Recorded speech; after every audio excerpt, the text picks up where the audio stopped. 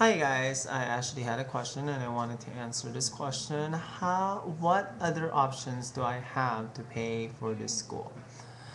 Okay, one of the options you have to pay for this school is you always want to look, number one, look always for scholarship.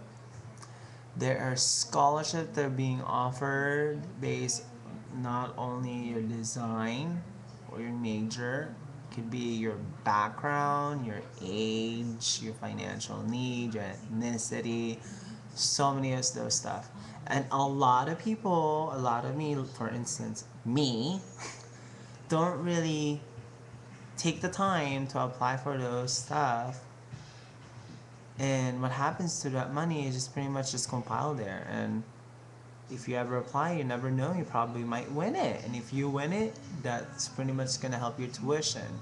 Second is a parent loan. Parent loan is technically a loan that pretty much that your parents loan, pretty much your parents going to be pulling from through the school. It's based on their credit score. Parent loan is technically, what's going to happen is they're going to be asking the full amount of the tuition for the first year and then your second year. And then if you want to add expenses, supplement money, then yeah, go ahead and do that. Um, but that's solely based on your parents' credit. Private loan. Private loan is based on your credit. If your credit is crappy, you need a co-signer.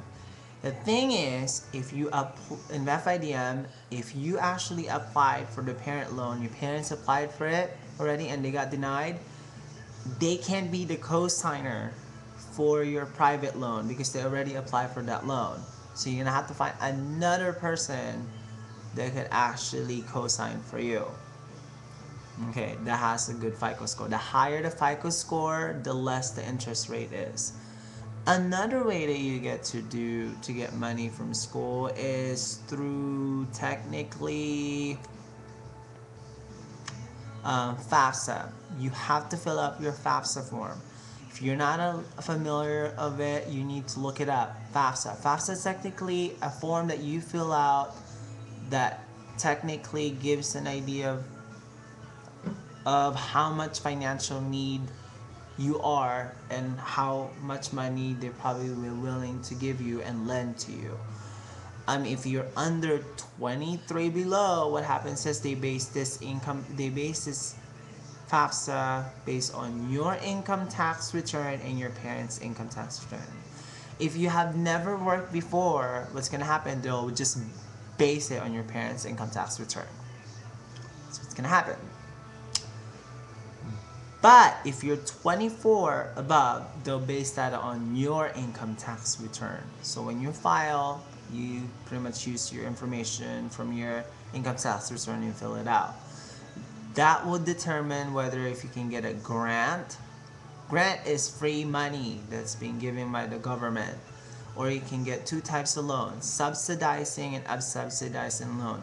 So one of those loans, pretty much you can pay 6 months after you graduate school. One of them is actually collecting interest now.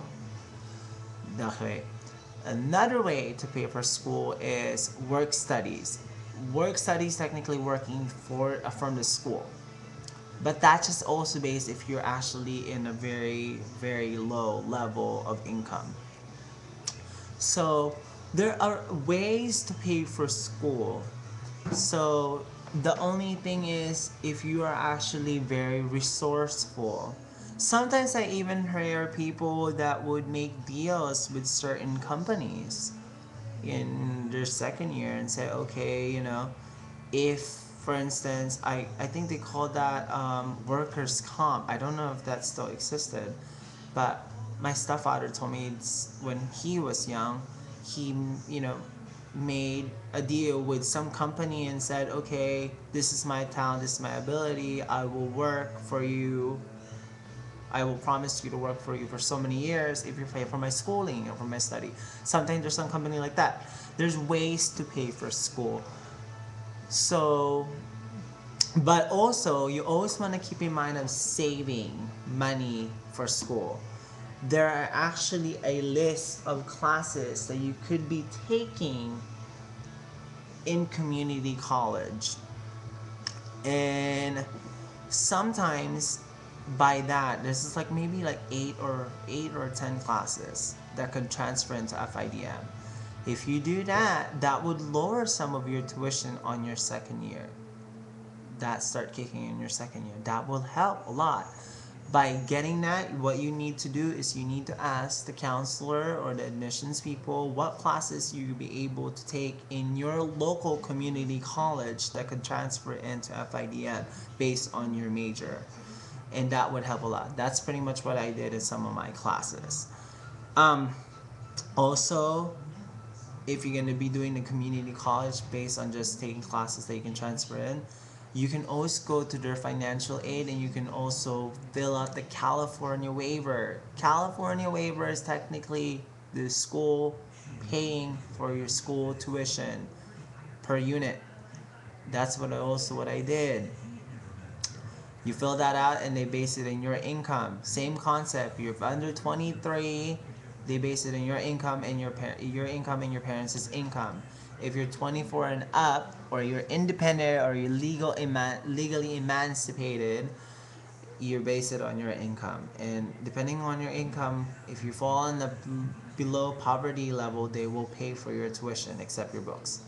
So those are options for you to actually pay for school, but always keep in mind there are ways. Scholarship, a lot of people keep forgetting to um, apply for scholarship. You want to consider that because a lot of times a lot of people don't apply for scholarships, and there's some scholarships that are being offered in FIDM based on just designs, and you can actually do it. You just need to ask for it if it's available.